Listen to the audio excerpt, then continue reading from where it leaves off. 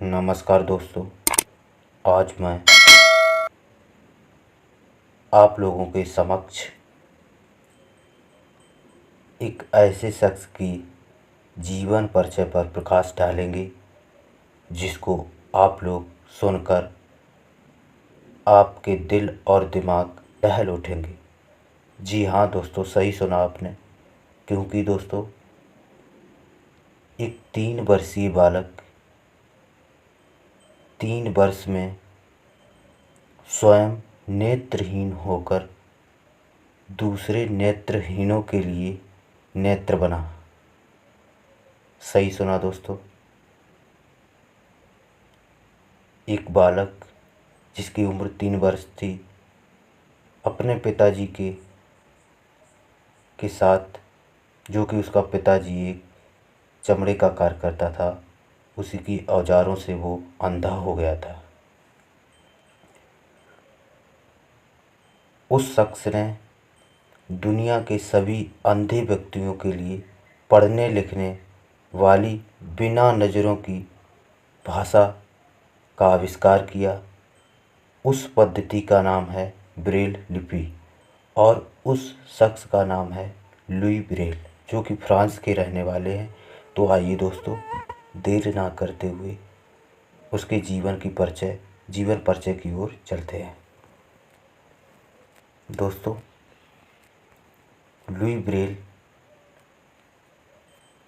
France के शिक्षाविद तथा अन्वेषक थे, जिन्होंने अंधों के लिए लिखने तथा पढ़ने की प्रणाली विकसित की। यह पद्धति ब्रेल नाम से जग प्रसिद्ध है। फ्रांस में जन्मे लुई ब्रेल अंधों के लिए ज्ञान के चक्षु बन गए। ब्रेल लिपि के निर्माण से नेत्रहीनों की पढ़ने की कठिनाई को मिटाने वाले लुई स्वयं भी नेत्रहीन थे। आइए दोस्तों, लुई ब्रेल के जीवन परिचय पर गौर करते हैं। लुई ब्रेल का जन्म 4 जनवरी 1809 ईस्वी में फ्रांस के छोटे से ग्राम कूप्रे में एक मध्यम वर्गीय परिवार में हुआ था। इनके पिता साइमन रेले ब्रेल शाही घोड़ों के लिए काठी और जीन बनाने का कार्य किया करते थे। पारिवारिक आवश्यकताओं के अनुरूप पर्याप्त आर्थिक संसाधन नहीं होने के कारण साइमन को अतिरिक्त मेहनत करनी होती थी। इसीलिए जब बालक लुईस मात्र 3 वर्ष के हुए तो उनके पिता ने उसे भी अपने साथ घोड़ों के लिए काठी और जीन बनाने के कार्य में लगा दिया। अपने स्वभाव के अनुरूप 3 वर्षीय बालक अपने आसपास उपलब्ध वस्तुओं से खेलने में अपना समय बिताया करता था। इसलिए बालक लुईस के खेलने की वस्तुएं वही थीं जो उसके पिता द्वारा अपने कार्य में उपयोग की जाती थी, जैसे कठोर लकड़ी, रस्सी, लोहे के टुकड़े, घोड़े की नाल, चाकू और काम आने वाले लोहे के औजार। किसी 3 वर्षीय बालक का अपने नज़दीक उपलब्ध वस्तुओं के साथ खेलना और शरारतों में लिप्त रहना नितांत स्वाभाविक भी था। एक दिन काठी के लिए लकड़ी को काटते में इस्तेमाल किया जाने वाली चाकू अचानक उछलकर इस नन्हे बालक की आंख में जा लगी और बालक की आंख से खून की धारा बह निकली। रोता हुआ बालक अपनी आंख को हाथ से दबाकर ले घर आया और घर में साधारण जड़ी बूटी लगाकर उसकी आंख पर पट्टी कर दी गई। शायद यह माना गया होगा कि छोटा बालक है, सो शीघ्र ही चोट स्वतः ठीक हो जाएगी। बालक लुईस की आंख के ठीक होने की प्रतीक्षा की जाने लगी। कुछ दिन बाद बालक लुईस ने अपनी दूसरी आंख से भी कम दिखलाई देने की शिकायत की, परंतु यह उसके पिता साइमन की साधनहीनता रही होगी। अथवा लापरवाही जिसके चलते बालक की आँख का समुचित इलाज नहीं कराया जा सका और धीरे धीरे वह नन्हा बालक 8 वर्ष का पूरा होने तक पूरी तरह दृष्टिहीन हो गया। रंग बिरंगे संसार के स्थान पर उस बालक के लिए सब कुछ गहन अंधकार में डूब गया। अपने पिता के चमड़े के उद्योग में उत्सुकता रखने वाले लुई ने अपनी आंखें एक दुर्घटना में गंवा दी। यह दुर्घटना लुई के पिता की कार्यशाला में घटी, जहां 3 वर्ष की उम्र में एक लोहे का सूजा लुई की आंख में घुस गया था। ब्रेल लिपि का विकास।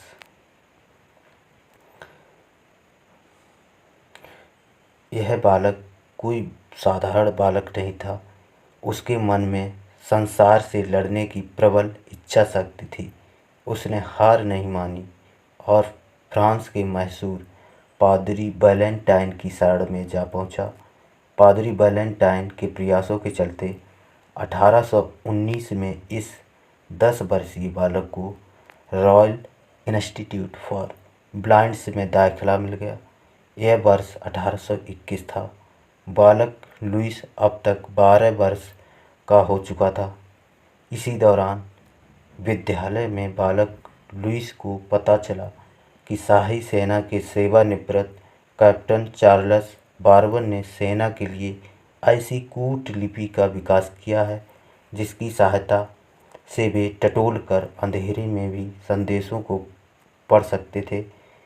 कैप्टन चार्ल्स बारबर का उद्देश्य युद्ध के दौरान सैनिकों को आने वाली परेशानियों को कम करना था। बालक लुईस का मस्तिष्क सैनिकों के द्वारा टटोल कर पढ़ी जा सकने वाली कूटलिपि में दृष्टिहीन व्यक्तियों के लिए पढ़ने की संभावना ढूंढ रहा था। उसने पादरी वैलेंटाइन से यह इच्छा प्रकट की कि वह कैप्टन चार्ल्स बारबर से मुलाकात करना चाहता है। पादरी ने लुईस की कैप्टन से मुलाकात की व्यवस्था कराई। अपनी मुलाकात के दौरान बालक ने कैप्टन के द्वारा सुझाई गई कूटलिपि में कुछ संशोधन प्रस्तावित किए। कैप्टन चार्ल्स बारबर उस अंधे बालक का आत्मविश्वास देखकर दंग रह गए। अंततः पादरी वैलेंटाइन के इस शिष्य के द्वारा बताए गए संसाधनों को उन्होंने स्वीकार किया। ब्रेल लिपि की मान्यता देखते हैं। कालांतर में स्वयं लुई ब्रेल ने 8 वर्षों के अथक परिश्रम से इस लिपि में अनेक संशोधन किए और अंततः 1829 में 6 बिंदुओं पर आधारित ऐसी लिपि बनाने में सफल हुए। लुईस ब्रेल के आत्मविश्वास की अभी और परीक्षा होना बाकी था, इसीलिए उनके द्वारा आविष्कृत लिपि को तत्कालीन शिक्षा शास्त्रियों द्वारा मान्यता नहीं दी गई और उसका माखौल यानी कि मजाक उड़ाया गया। सेना की सेवानिवृत्त कैप्टन चार्ल्स बारबर के नाम का साया लगाकर इस लिपि पर मंडराता रहा और सेना के द्वारा उपयोग में लाए जाने के कारण इस लिपि को सेना की कूट लिपि ही समझा गया। परंतु लुईस ब्रेल ने हार नहीं मानी और पादरी वैलेंटाइन के संवेदनात्मक, आर्थिक एवं मानसिक सहयोग से इस शिष्य ने अपनी आविष्कृत लिपि को दृष्टिहीन व्यक्तियों के मध्य लगाकर प्रचारित किया। उन्होंने सरकार से प्रार्थना की कि इसे दृष्टिहीनों की भाषा के रूप में मान्यता प्रदान की जाए। यह लुईस का दुर्भाग्य रहा कि उनके प्रयासों को सफलता नहीं मिल सकी और तत्कालीन शिक्षा शास्त्रियों द्वारा इसे भाषा के रूप में मान्यता दिए जाने योग्य नहीं समझा गया। अपने प्रयासों को सामाजिक एवं संवैधानिक मान्यता दिलाने के लिए संघर्षरत लुईस 43 वर्ष की अवस्था में अंततः 1852 में जीवन की लड़ाई से हार गए, परंतु उनका हौसला उनकी मृत्यु के बाद भी नहीं मरा। मृत्युपरांत राष्ट्रीय सम्मान। उनका देहांत 6 जनवरी 1852 को हुआ। लुईस ब्रेल द्वारा आविष्कृत 6 बिंदुओं पर आधारित लिपि उनकी मृत्यु के उपरांत दृष्टिहीनों के मध्य लगातार लोकप्रिय होती गई। लुईस की मृत्यु की घटना के बाद शिक्षा शास्त्रियों द्वारा उनके किए गए कार्य की गंभीरता को समझा जाने लगा और दृष्टिहीनों के मध्य लगातार मान्यता पाती जा रही। लिपि के प्रति अपने पूर्वाग्रहपूर्ण दकियानूसी विचारों से बाहर निकलते हुए इसे मान्यता प्रदान करने की दिशा में विचारित किया गया। अंततः लुईस की मृत्यु के पूरे 100 वर्षों के बाद फ्रांस में 20 जून 1952 का दिन उनके सम्मान का दिवस निर्धारित किया गया। इस दिन उनके गृहग्राम कूप्रे में 100 वर्ष पूर्व दफनाए गए उनके पार्थिव शरीर के अवशेष पूरे राजकीय सम्मान के साथ बाहर निकाले गए। उस दिन जैसे लुईस के ग्राम कूप्रे में उनका पुनर्जन्म हुआ। स्थानीय प्रशासन तथा सेना के आला अधिकारी, जिनके पूर्वजों ने लुईस के जीवन काल में उनको लगातार उपेक्षित किया तथा दृष्टिहीनों के लिए उनकी लिपि को गंभीरता से न लेकर उसका माखौल यानी कि मजाक उड़ाया, अपने पूर्वजों के द्वारा की गई गलती की माफ़ी मांगने के लिए उनकी समाधि के चारों ओर इकट्ठा हो गए।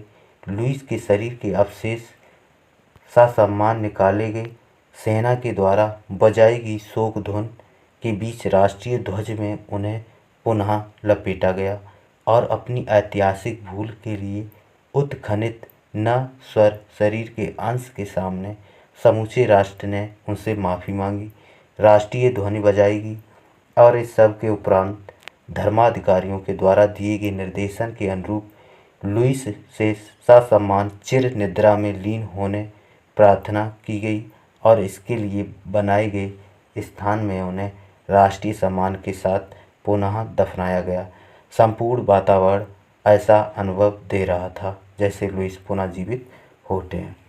दोस्तों, व्यक्ति के अंग अंग चाहे विकलांग हो जाए, यदि वह मन से शक्तिशाली है, मन से आत्मविश्वासी है, मन से जागरूकता है, मन में दम है, तो दोस्तों वह व्यक्ति कभी हार नहीं सकता, असंभव कार्य को संभव बना देता है।